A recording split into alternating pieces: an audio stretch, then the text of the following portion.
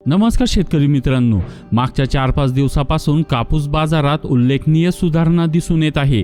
विशेष म्हणजे ज्या ICIने आतापर्यंत कापूस विक्री दर कमी केले होते, त्याच ICIने आता कापूस विक्रीचे भाव 1200 ते 1400 रुपयांनी वाढवले आहेत।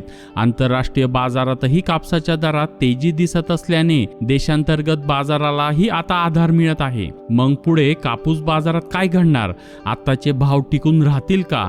तसेच युद्धामुळे आलेली ही तेजी किती दिवस टिकू शकते आणि कापसाच्या दरवाढी मागची खरी कारणे कोणती? या सर्व प्रश्नांची उत्तरे जाणून घेण्यासाठी आपल्या सोबत आहेत ज्येष्ठ कापूस तज्ञ गोविंद वेराळे सर सांगतात, मागच्या काही दिवसात कापसाचे भाव वाढण्यामागचे सर्वात मोठे कारण म्हणजे सध्याची युद्ध स्थिती। युद्ध सुरू झाल्याने आंतरराष्ट्रीय कापूस बाजार हलला असून दर अचानक वाढले। त्याच वेळी कापसापासून तयार होणाऱ्या धाग्याचे दरही वाढले आहेत। चीन, व्हिएतनाम आणि बांगलादेश यांनी सूत व कापूसच्या आयातीत रस दाखवण्याची चिन्हे दिसत आहे। कापसाच्या फ्युचर्स मार्केटमध्ये ही तेजीचा कल स्पष्ट आहे।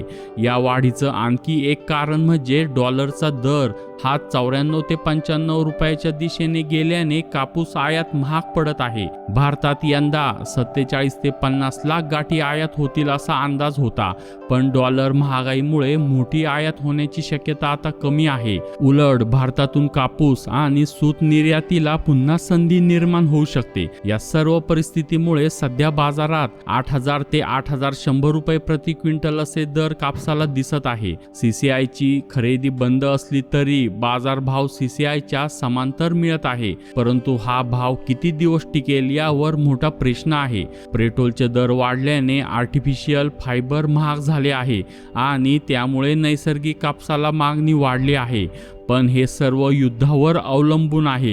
युद्धाची स्थिती बदलली, शांतता निर्माण झाली तर हे तेजी कधीही कमी होऊ शकते। दुसरीकडे राज्यात आता फक्त 12 ते 15% कापूस शिल्लक आहे। शेतकऱ्यांनी विक्री करायची की नाही हा निर्णय परिस्थिती पाहून घ्यावा लागेल। वाढलेले दर पुन्हा पुढे टिकतील याची 100% खात्री देता येत नाही। एप्रिल ते मे उन्हाळ्यात कापसाचे वजन कमी होते, आगीचा धोका वाढतो आणि 2 किलो वजन घटले तरी क्विंटल मागे 10 ते 15 रुपयाचे नुकसान होते। हा मुद्दाही लक्षात घेणे आवश्यक आहे। तर सर म्हणतात, जर बाजारात वाढलेला दर मिळत असेल तर शेतकऱ्यांनी विक्रीचा विचार केला पाहिजे। पुढे 9000 ते 10000 अशी प्रचंड वाढ होण्याची चिन्ह स्पष्ट नाहीत। आता 8200 ते 8500 पर्यंत मर्यादित वाढ होऊ शकते। त्यामुळे निर्णय शेतकऱ्यांनीच घ्यायचा असला तरी वाढीच्या भावात विक्री करणे सुरक्षित पर्याय ठरू शकतो। चीन, बांगलादेश, व्हिएतनाम यांनी भारताकडून खरेदी करण्याची रुची दाखविण्याचे कारण म्हणजे युद्धामुळे वाढलेले वाहतूक भाडे आणि इन्शुरन्स खर्च।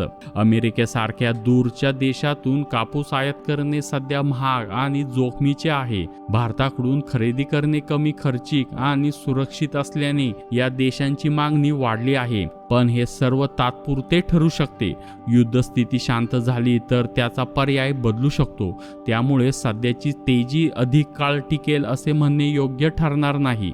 अशा प्रकारे नवीन अपडेट जाणून घेण्यासाठी आता चॅनलला सबस्क्राईब करा आणि बेल आयकॉनवर क्लिक करा। धन्यवाद।